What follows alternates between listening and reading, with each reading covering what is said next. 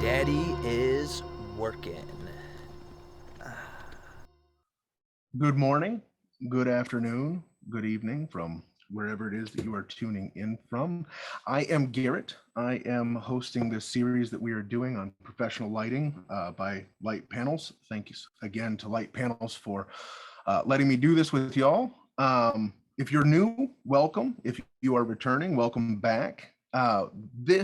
Today we are talking about natural lighting, or what natural lighting actually is. If you have not yet watched the rest of the videos in this series, those are up on Light Panel's website as well as on their YouTube channel. Don't leave, stay here, watch this one. But after this, go back, take a look at some of the things that we've talked about, because we have gone over a variety of scenes and scene types and different applications that filmmakers can find themselves in, and how we can light, both theoretically and with certain fixtures like the Gemini lights from Light Panels, to achieve professional looks, dare I say cinematic.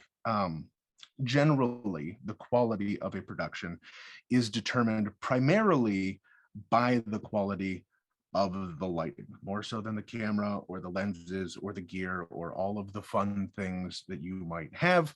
Lighting is the thing that will make or break the overall look of your project. Now, before we can talk about how to light natural lighting, we should look at a scene that we filmed using natural light. For this, it's a little different than what we've done in the past. This is not a narrative scene from what would be a short film or a movie. We shot a fake commercial, and we'll get into the reasons why we did that in a second. But before we go any further, let's go ahead and watch that first, and then from there we can talk about how we did it. As a semi-successful businessman, I didn't have time to run my business and run my business. These management tools I was using were expensive, time-sucking, and charged insane fees. Between the credit card, service, and subscription fees, I was paying like thousands of dollars a year. And that's when I found absolutely zero fees, not even credit card fees. And the suite of tools is so simple, I can run my business from anywhere. Saving time and money is too good to be true, you say? How do you explain all of this? Daddy, can I have a ton? In a bit, son. Daddy is working. Save your business some time and a lot of money and head over to .com. So this is going to be what we are going to break down today. If at any point throughout this live stream, if you have questions, comments, concerns, there is a Q&A module here in the Zoom that you can punch into the Q&A. I will see those. If you don't have a Q&A module, you can't find that, you can also pop them into the chat. I will do my best as we go through this to answer questions as they come up. If I do miss it, I will make sure that we open up a Q&A at the end of this session, so then that way we can kind of dive in and break into some of the more specifics of questions that you may have. Now, before we can even get into how we lit this scene, there are a couple of principles that we need to talk about. There is a misconception that natural light and available light are the same thing, which they are not. Available light is filming without fixtures, and most of the time without modifiers. It is just taking the light that you have literally available to you and filming with that. Natural light is a style or an aesthetic. It is a choice. It is a way that we light to make things feel natural, to look natural. Our brains are constantly giving us the best version of the information that's coming in. And anybody who's taken a camera out and gone and filmed out in the bright outdoors will tell you that the camera doesn't lie to you in the same way that your brain does, and it gives you exactly what's out there. And harsh lighting with unattractive shadows does not make for very good filmmaking or very good commercials or very good documentary, whatever version of filmmaker you are, or whatever genre you are in. So before we get into anything, available light and natural light are different. They are not the same thing. There is an application for both. But when we talk about natural light, it's not just going out with a camera and filming wherever we happen to be. Okay, that's number one. The second principle that we need to talk about, which we will be discussing kind of the applications of over and over in this, is when we shoot for natural light, when that is the aesthetic or the style that we're going for. Natural light, we have three things.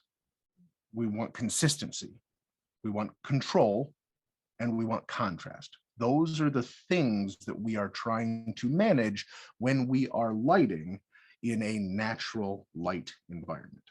Okay, so consistency, control, contrast. Those are going to be coming up again throughout the rest of this. All right, but I want to break that down first, and now we can talk about actually how we go about doing that. And again, anybody with any questions, throw them in here.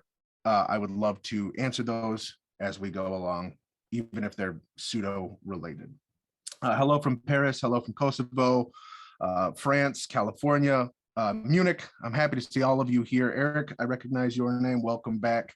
But again, let's break this down. Let's talk about what we did and how we did it.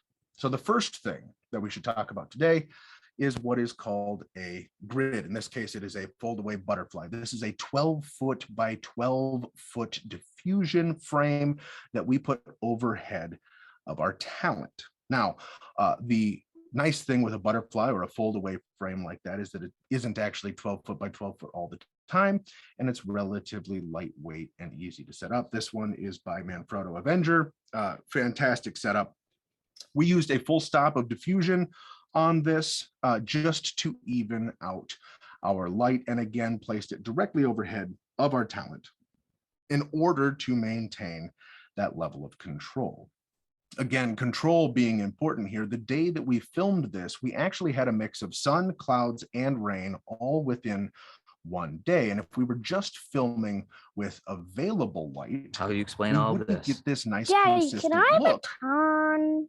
that we're seeing there, right? So the nice thing with a large diffusion overhead is that it is able to give us a much more consistent style of light and intensity of light than the surrounding area.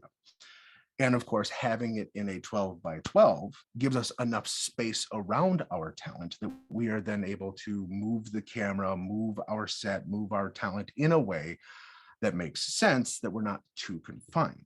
So that's the first thing we did. Before we did anything else, we needed to have control. And diffusion outdoors is always that. Outside of like Mad Max Fury Road, whenever you see people filmed outside, they will always have some form of diffusion between them and the sun. And if you remember in past episodes, we have talked about the relative surface area of a light fixture to our subject determines the behavior of that light. And while the sun is absolutely massive, it is so far away that in the sky, it looks super, super tiny.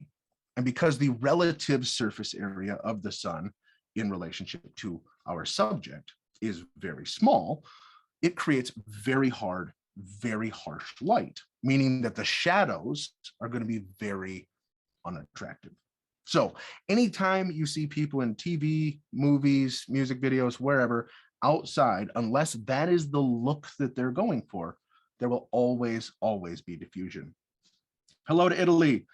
Do we have a link to the spec video? Mike, we are going to be rewatching the video again. And after this will go online, so you will be able to see it again that way. But we will rewatch the video, I promise. Don't worry. Hello to Puerto Rico. It's good to have all of you here. So the first piece for lighting, when we're talking about outdoors, is diffusing that light so that way we have control both in terms of the intensity of that light and the behavior of that light. First step before we do anything.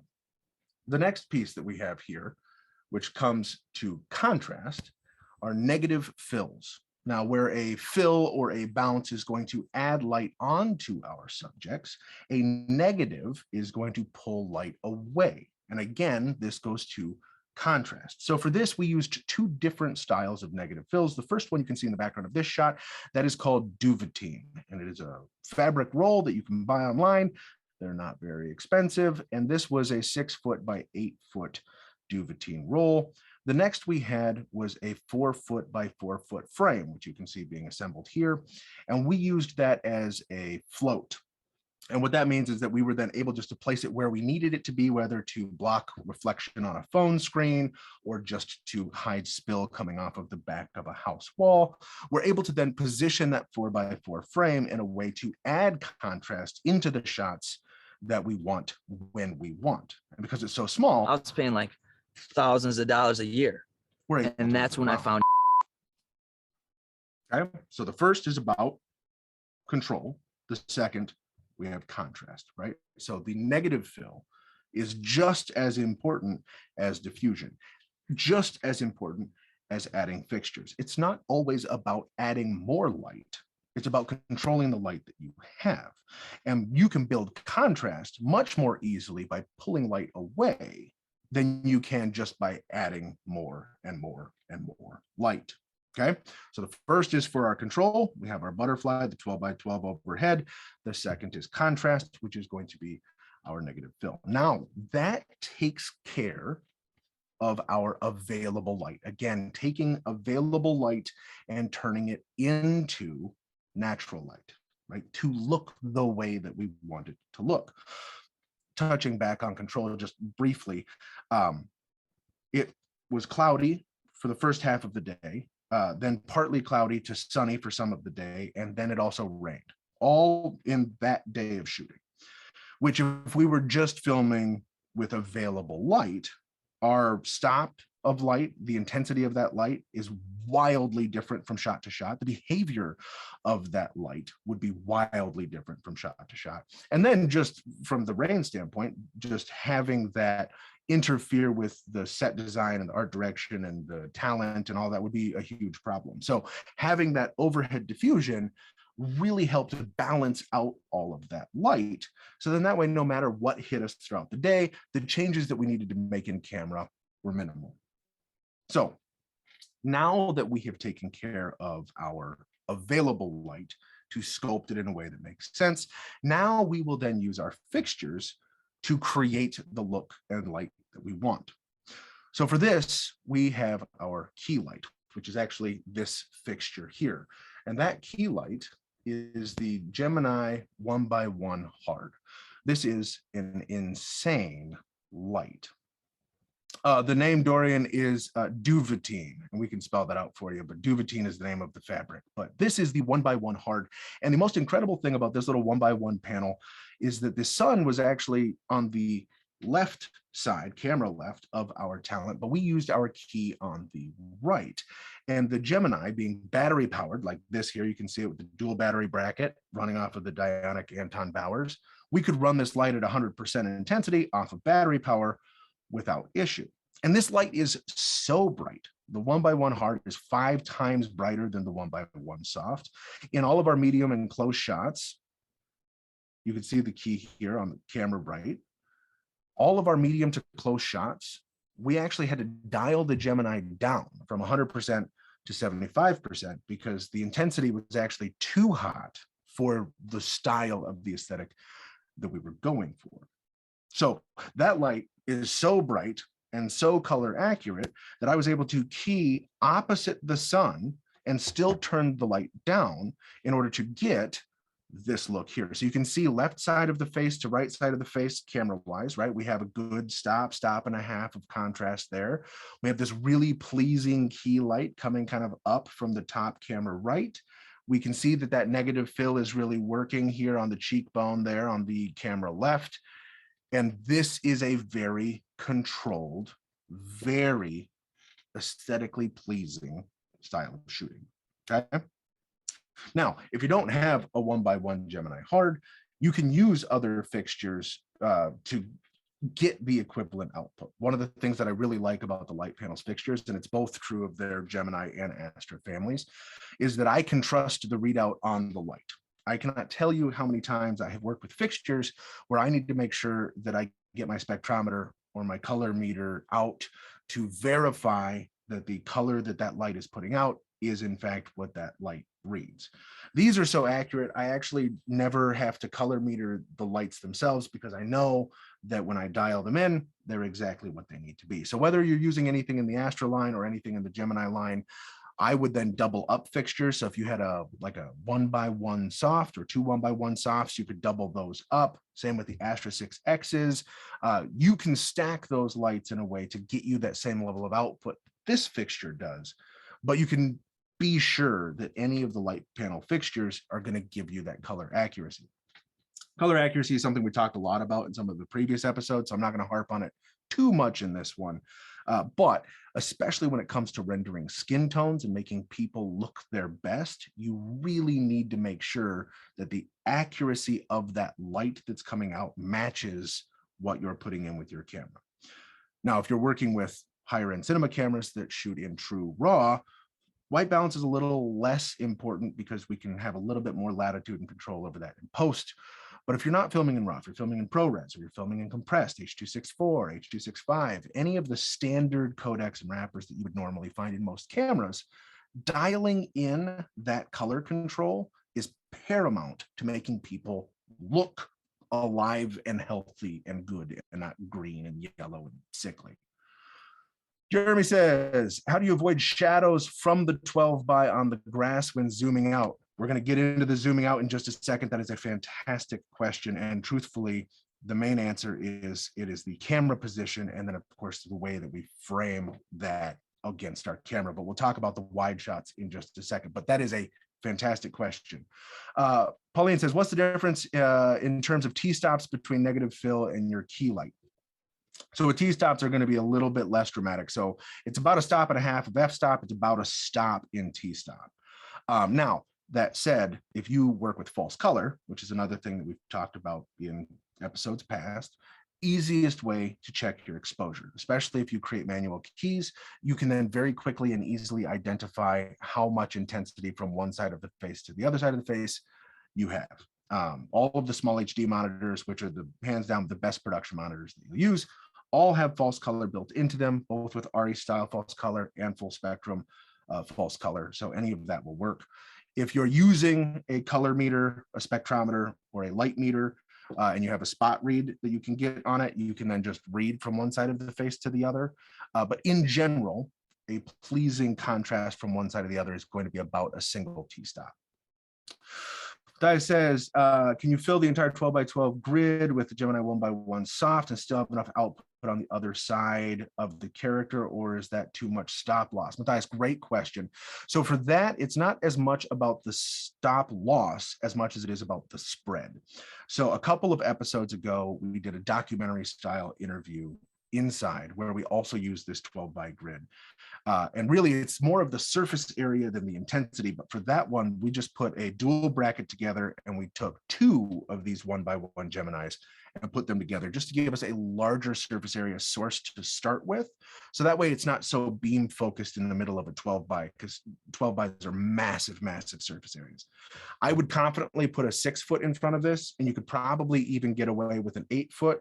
But with a 12 foot, I think that you're probably going to want more surface area of the initial fixture to push the behavior of light through that you're looking for.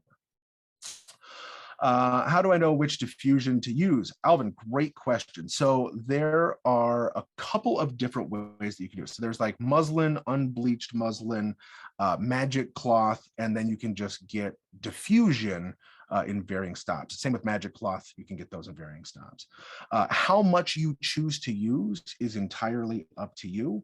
When I'm filming outdoors like this, I'll generally choose to use one full stop, whether that's just diffusion or magic cloth, or I will just use an unbleached muslin. Unbleached muslin is going to stop down a ton more light coming through than either your magic cloth or your diffusion will. But really, it depends on the environment that you're in. For us, because we were kind of playing in and out of clouds, I didn't need something as intense as an unbleached muslin. I just knew that a one-stop diffusion would give me enough that it'd balance out the inconsistencies of the sky around me. Matthias, soft or hard for the 8x8 and the 12x12? For the 12x12, I would go hard all the way. The 1x1 softs already give you a really nice diffused light, where I wouldn't then feel the need to have to add any additional diffusion to it to get the behavior out that I'd want. The only time that I'd push a soft through a larger frame is if I would be using something like a quarter stop or a half stop of like a magic cloth, because I don't need the behavior to change as much as just altering the surface area of the fixture itself. So for the 12x12, 1x1 hards all the way. For a 6x6 and a 4x4, you could probably get away with the softs, but again, it would just depend on what cloth you're putting over the front of it. I just wouldn't stop down a full stop with the softs. I don't think that that's necessary for most times. Would a highlight be appropriate in this situation? Yeah, so depending on how you light, we're going to talk a little bit about the edge light that we used here, but yes, you absolutely could. And really what it comes down to, as with everything else, and we've talked about this in previous episodes too, is how do you, the filmmaker, you, the cinematographer or director or what have you, how do you want the audience to feel about the thing that they're watching, right? Because everything that we are doing is driven by tone and emotion. And so if I want somebody to feel like the environment that they're in is scary, or if I want somebody to feel like the environment that they're in is safe or happy or sad, those things are going to determine what fixtures I use and how I use them to create a desired end result. Because again, 9 times out of 10, the difference between a movie feeling like a movie or a commercial feeling like a commercial versus like a home film isn't really about anything other than the lighting.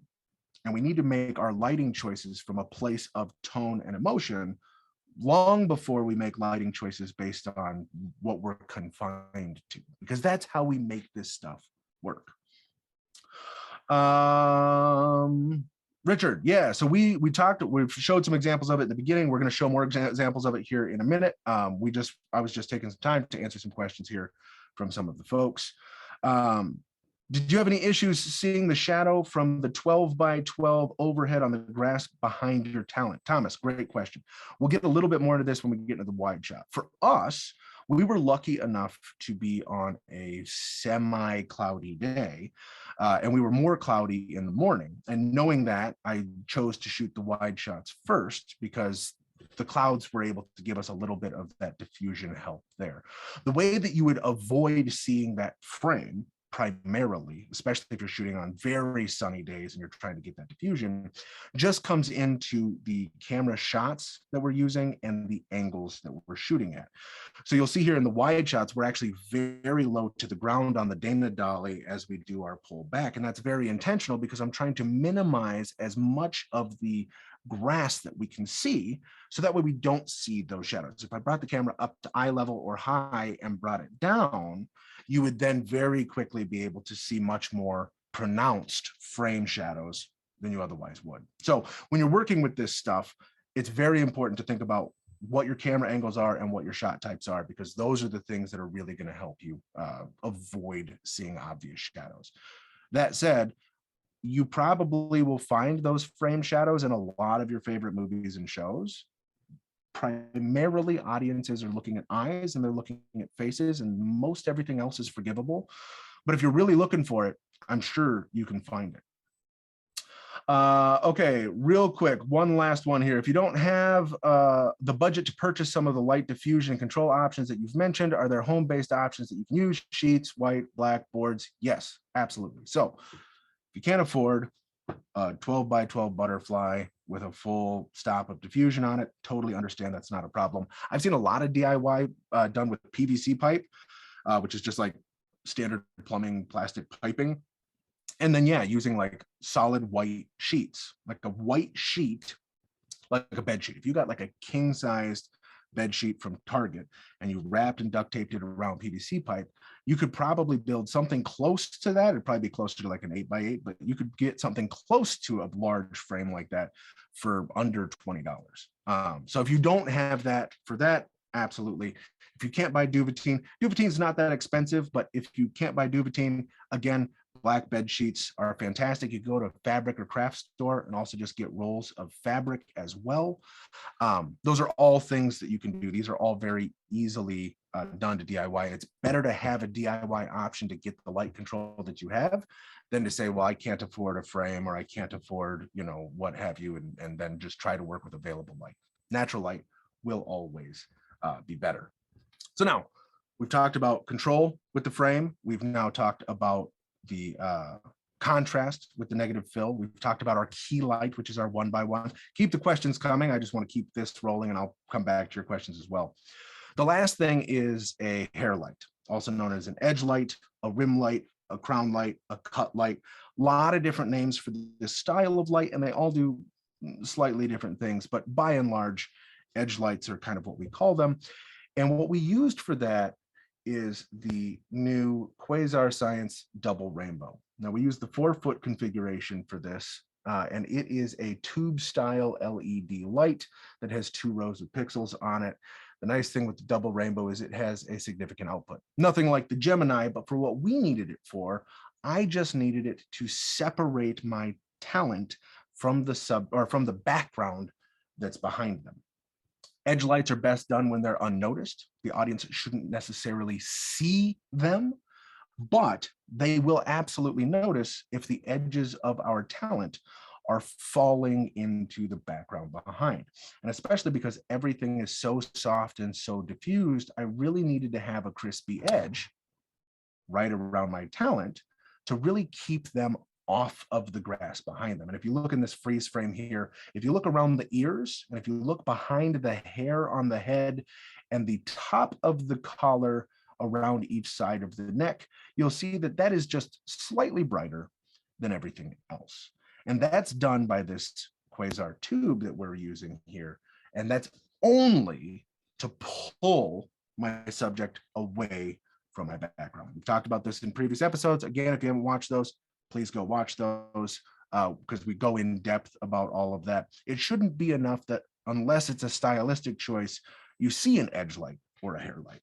But it is always so important to make sure that your foreground, midground, and background are separate elements, are separate layers, because we want our audience to focus exactly on the thing that we want them to see and not get distracted by everything else or fall into everything else, okay? So the Quasar double rainbow is a fantastic fixture. A tube light and the behavior of that light is wildly different from a panel light.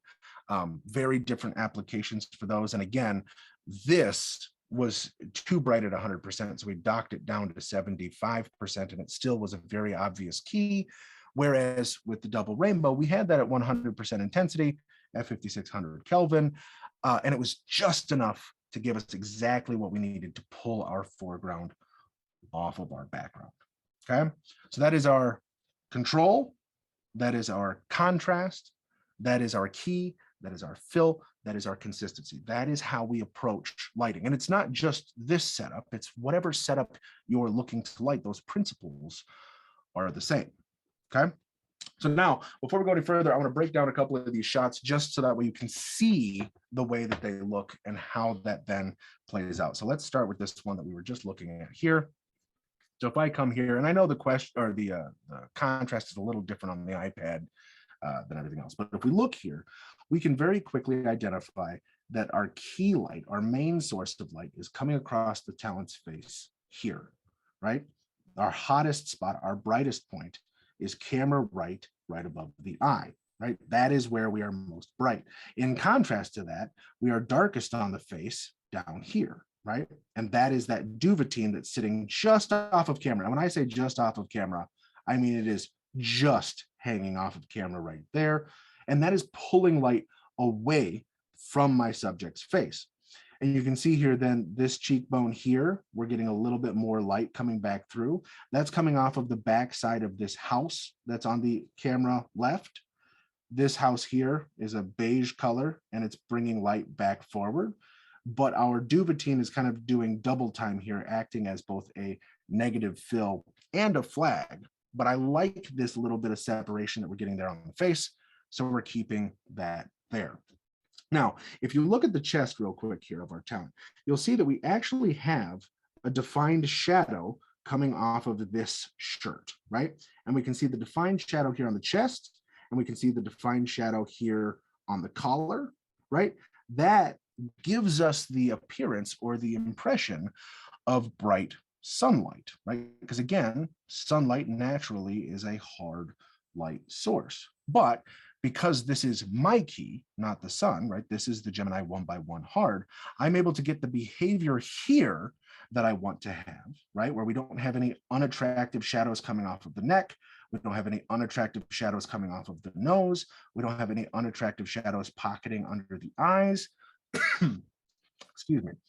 But we do get a nice hard line here, here, and here, which helps for our audience to read this as though it is bright sunshine, when in actuality, it was a very kind of gloomy day. And again, partway through the shoot, it rained, right? The other way that we sell the sunshine is in our color grade, by grading it warm, by adding the sprinkler sound, the birds in the background.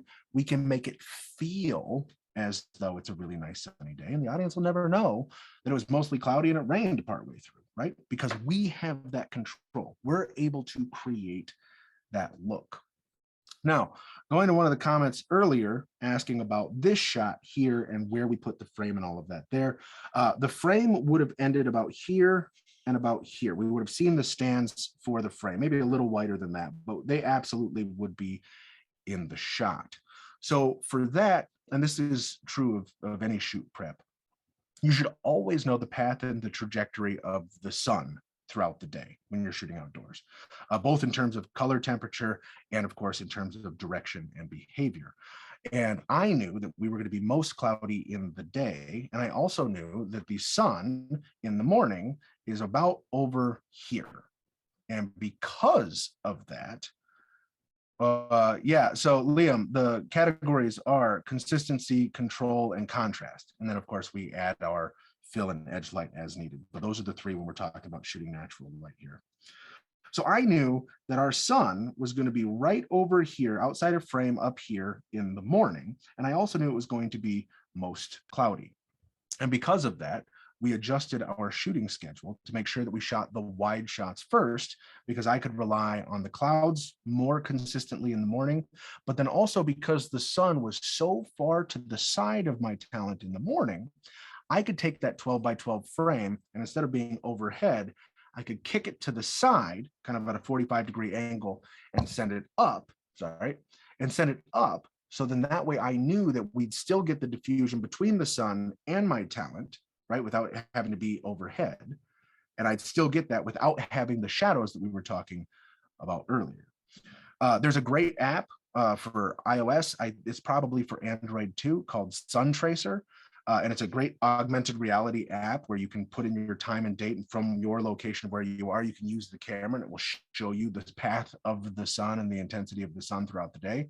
Fantastic app. I use it for shoot prep all of the time.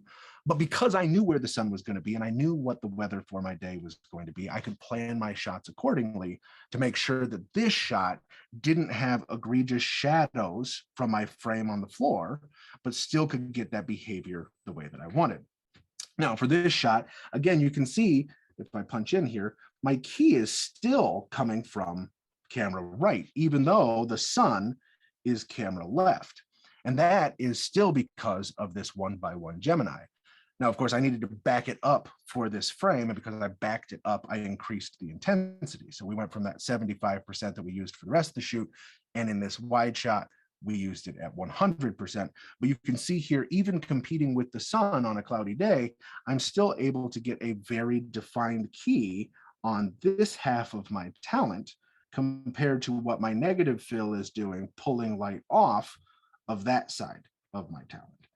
So we didn't do multiple setups throughout the day, but we did adjust light as needed.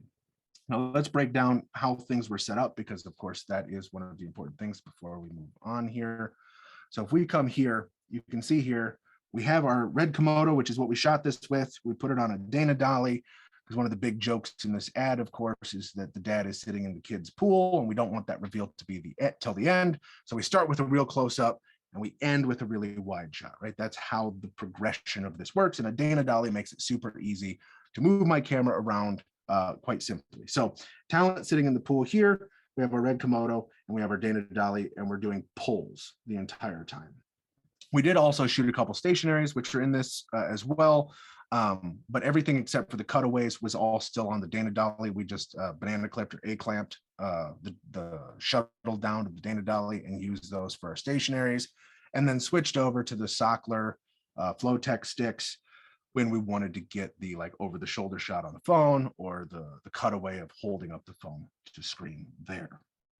Okay, so the next thing that we then put up was this 12 by 12 grid, which is what we have here with one stop of diffusion. And we put that on overhead just with 2 standard combo stands, nothing crazy, super easy. Anytime you put anything around or over talent, make sure you bag it down because the last thing we want to do is to have stuff fall on our talent. This is about kind of the general positioning of our Gemini 1x1 hard, which was our key light for this. So we're probably at about 4 to 5 feet away from them for most of this stuff, except of course for our final shot or the wide shot, which we kind of kicked it back to about 8 to 10 feet away from them there. And then this is kind of the overall look here. So you can see here, this is our 6x8 duvetine that we got here. This is what's acting as that negative fill.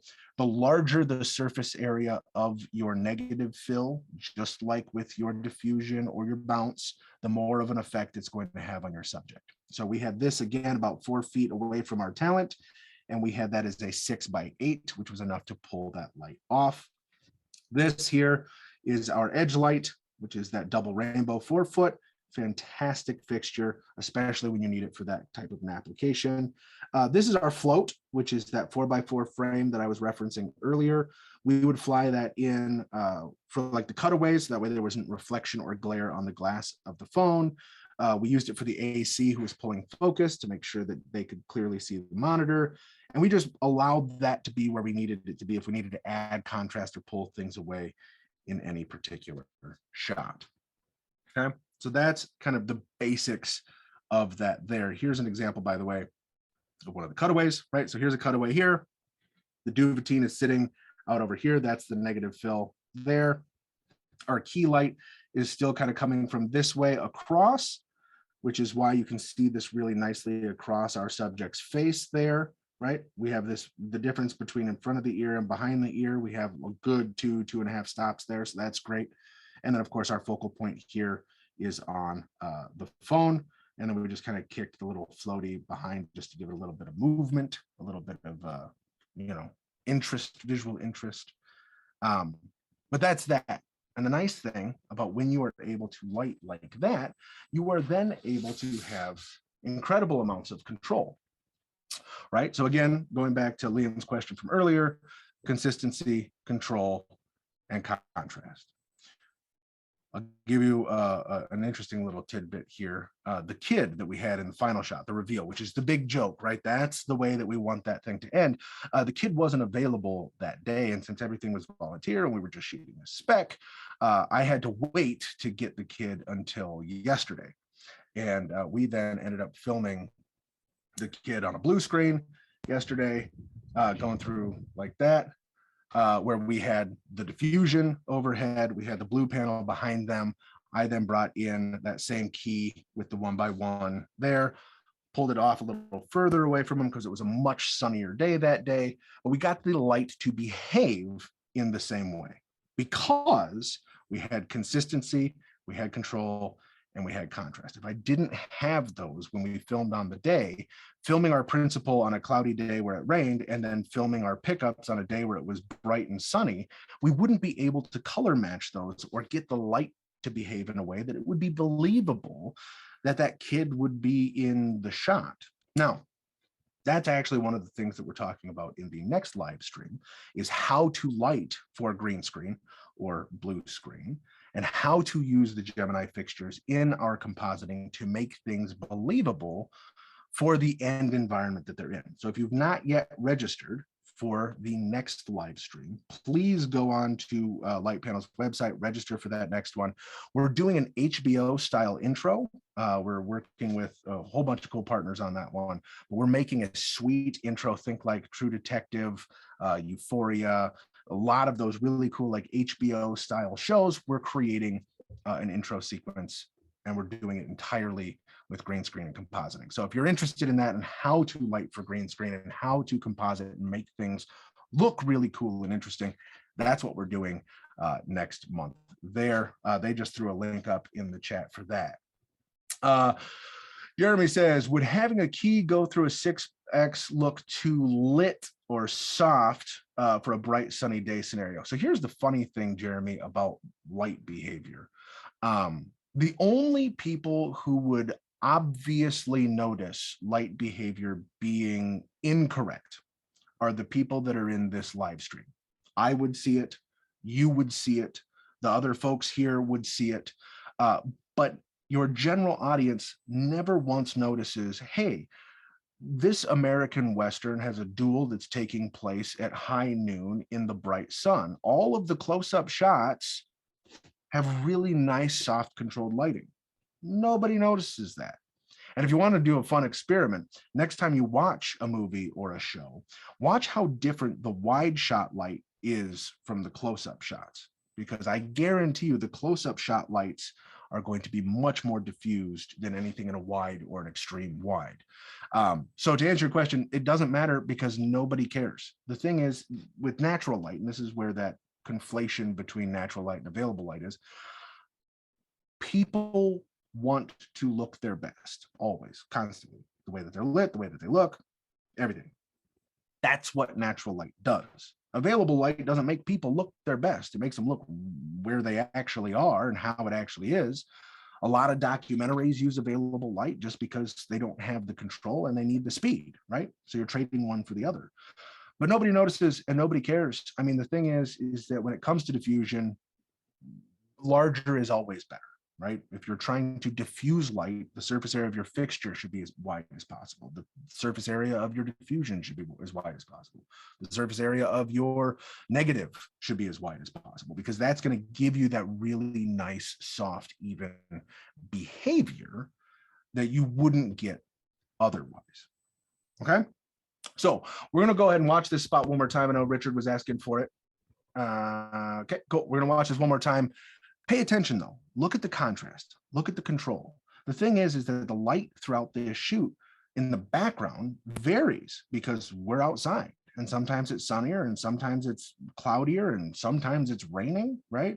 Fortunately, we used a sprinkler in the background, which kind of gave us a little bit of water as a prop there, but pay attention to those things. Take a look at those things. See what the edge light is doing. See what that 1x1 hard is doing for our key light. Know that it's opposite the sun, which is crazy incredible. I wasn't expecting to have to dim that fixture down, but pay attention to those things. And when it's done, I'll open it up for Q&A and we can talk a little bit about more of the specifics of things that you guys want to talk about. So let's watch it one more time here. As a semi-successful businessman, I didn't have time to run my business and run my business. These management tools I was using were expensive, time-sucking, and charged insane fees. Between the credit card, service, and subscription fees, I was paying like thousands of dollars a year. And that's when I found absolutely zero fees, not even credit card fees. And the suite of tools is so simple, I can run my business from anywhere. Saving time and money is too good to be true, you say? How do you explain all of this? Daddy, can I have a ton? In a bit, son. Daddy is working.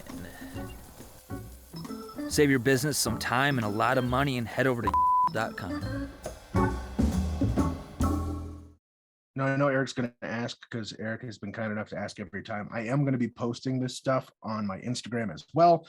I know that Zoom kind of messes with the color a little bit, so it's not always, it looks different to me than it does for you. So if you guys do want to see some of the behind the scenes footage, some of the behind the scenes photos, some of the color grading, the way that the thing actually looks, go over and follow me on Instagram. See, Eric, I got you. Go ahead and go over and follow me on Instagram. You can find me at Garrett Sammons. It's just my name. And that's where I post a whole bunch of stuff, not just necessarily from this shoot, but of course from other shoots and things that I'm doing there. Simon was kind enough to put that in the chat. So there you go. Go follow me on Instagram. If you have questions, even beyond today, feel free to DM me on Instagram. You can subscribe to me on YouTube. I make videos about questions that people send me. So I'd love to continue to engage with you guys there. But as we wrap this up, those are kind of the main principles of how we go about doing this stuff, whether you are using the same types of modifiers that I am, or if you're using the exact same fixture that I am, doesn't matter. The principles are what are important. Any of the fixtures that you can get from light panels are going to be able to perform at an extremely high and accurate level. I highly recommend this light because you need less fixtures. This thing is an insanely cool light. I use it for pretty much everything that I shoot now. But if you're starting with Astras are great. If you're working with some of the Gemini soft stuff, they're awesome lights. I mean, the Gemini 2x1 is still an industry standard fixture for a reason. They're unbelievable fixtures. Let's get into some of these here. Would using a bounce instead of a 1x1 hard give the same results? Great question, and no. So a couple things.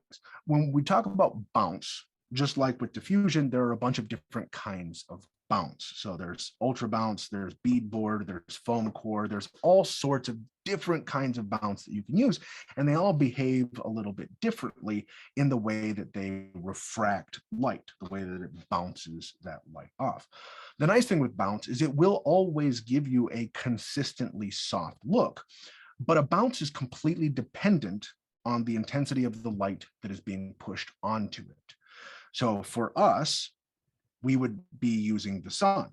And as you can see in the shots that we were working with, this was able to be brighter than the sun to be used as a key. Where if I was bouncing the sun, it would never be brighter. And in fact, it would usually be slightly dimmer. So bounces are great for fill lights if you're trying to push fill, but rarely would they work as a key. You will see sometimes people using different modifiers as keys, things like reflectors, whether they're silver or gold reflectors. Those can be, because that's more of a mirror finish than something that's kind of a traditional white. But even then, it's only going to be bouncing the intensity of the thing that's coming onto it. In some of the other episodes, we've talked about things like book lights and other ways that we can use bounce as fill or use bounce as key in conjunction with other fixtures. But generally, a bounce is much more of a fill than it would be a key. Alvin, so glad you're here, buddy. Thanks for tuning in from Spain. How do we feel about using a different brand of lights together in a shoot as far as color control? Great question. So this is where a spectrometer or a color meter is paramount. Okay. I know that I can trust this fixture. I know that I can trust a light panels fixture because for the first 3 years of me using them, I would get color reads on them to make sure that they were putting out what I wanted. Now that I've used them long enough, I know that they're putting out exactly what I want. But if I'm going to introduce a different brand of fixture in conjunction with some of the light panel stuff that I have, I would absolutely have to make sure that I know the color that's coming off of those lights. And the nice thing is that most of those lights aren't going to be as accurate or as consistent. But what I can do is I can make sure that I can color match this perfectly to that light. So if I'm using a light that has inferior color, right? So let's say that there's tint or some sort of color cast. So it's casting green or it's casting magenta, or it's a little too warm or a little too cool for the readout that it is. That's fine because I can control this light with tint and offset, green, magenta, warm, and cool. And I can dial this light in perfectly to whatever another fixture would give you. So when I am in a setting that I am using a variety of fixtures, I will get a read off of a particular fixture and then color match this to that, and then color match the camera to them both. And that's the way that I would use them both together, because I can trust this light. I can't necessarily trust other LED fixtures in particular. Okay, so we got just like time for one or two more questions. If you guys have any other comments, questions, or concerns, now would be the time, because I've got just a few more minutes here. Miles, not a problem. Make sure you tune into the next one here. I'm always happy to answer questions, to create content that you guys want to see. And I try my best, of course, to relay that content in the easiest, most digestible way possible. Real quick here, the last one that I wanted to just touch on real fast here is this shot, just because I think this shot's hilarious. So if we come here, this is that final shot where the text comes up over screen. So for this, and this is kind of getting a little bit into what we're going to be talking about in the next session, but when we talk about compositing, right? Our little boy here is not actually in this shot. And in order to be able to do this, right? So the plate that we shot, this flamingo is what is in hard focus. That was what was shot. Our main subject was soft. But to get this guy believably in this scene, I needed to make sure that I shot him tack sharp. So I shot him completely sharp, brought that into After Effects, composited him into that space, and then used camera lens blur, and then matched the intensity of the blur that was on my main subject onto that subject. Never, ever, ever, ever, ever, ever film anything when you're compositing blue screen or green screen fuzzy or soft or blurry or shallow depth of the field. You want a very deep depth of field. You want everything to be tack sharp, because we can always make things fuzzy. We cannot always bring things back. Mike, happy to help. Vincent, what would be your very light setup in the mountains, for example? Ooh, great question. So if you're doing that kind of stuff, so there is a light that Light Panels makes called the Lycos Plus. It uses the same LED diodes as the Astra 6X, but it's basically like a quarter panel. It's about this big of a fixture. But if you know anything about the Astra 6X, it's an insanely bright light. And again, like with the rest of Light Panels products, I can trust the intensity of that light. That light, the Lycos Plus, also happens to be bicolor and fully scalable bicolor. So I'm able to, if we're shooting in a sunset scene, I can really warm that up. If we're shooting in a mixed light scene, I can put it somewhere neutral. And I can also, of course, go all the way to the 5600 Kelvin as well. Insanely bright, insanely lightweight. They run off of NPF batteries. So you take a couple batteries with you, you're going to get a lot of light out of it. If you're backpacking and you're in the mountains, that is a fantastic fixture. It's going to get you way more bang for your buck in a light, compact way of doing it. Again, I threw a little link in the chat to the Lycos Plus lights. If there are no other comments, questions, or concerns today, the only things that I want you to take away with you today are: available light is different from natural light. We need to stop the internet culture of thinking that natural light is available light. They're totally different things. And when you can, use natural light, shoot natural light, create natural light every time over available light. We as filmmakers make the choices and make the decisions to create the looks and feelings that we want to make. That is the number one thing. And the last thing is get yourself a fixture, whatever your budget can afford, that is going to be the most versatile light that it can be, right? That's what's so incredible about this light, is that it's full RGB. It is full bicolor with tint correction. It has gel libraries built into it. It has effects built into it. And it is so stinking bright, I can use it in environments that I would never normally be able to use a panel style light, because the intensity is so high. Always buy the brightest, most accurate light your budget can afford. And whether you're starting with a Lycos Plus, whether you're starting with an Astra, whether it's any one in the Astra family, the 6X being kind of the flagship, or you're moving into the Gemini stuff, bright, accurate lights make incredible movies, beginning, middle, and end. Okay. Last question here, and then we're going here. Alvin says, how do you work continuity of natural light in an entire film? Great question. So behavior of light is something we have control over, right? That's why we're using the giant diffusion frames. So I know I can get the light to behave the way that I want to at all times. big, nice, soft, diffused light. Now, in terms of exposure, this is where we get back into reading false color, or if you're using a light meter, those are the things that are then going to make it consistent throughout. I have a video on my YouTube channel, which again, you go to youtube.com/Garrett Sammons. That's my YouTube channel. I have a video on false color about this very topic. But generally, when you're reading false color, you want skin tones to fall into this about 60 IRE. That's a scale of 1 to 100. That's for more pale complexion people. If you're getting into darker complexion folks, that's going to be somewhere around 45. But in that range there, that is where you always want skin tones to be, no matter what.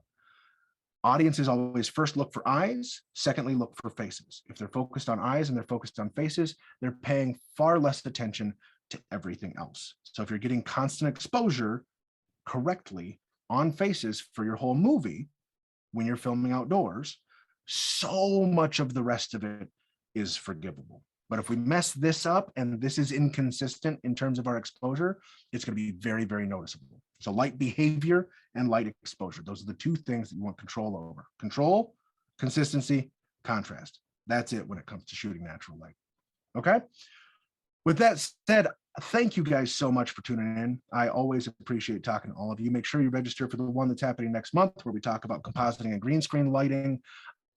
Follow Light Panels on YouTube, follow them on their website, follow me on Instagram and YouTube, and I will see you all next month. Have a good one.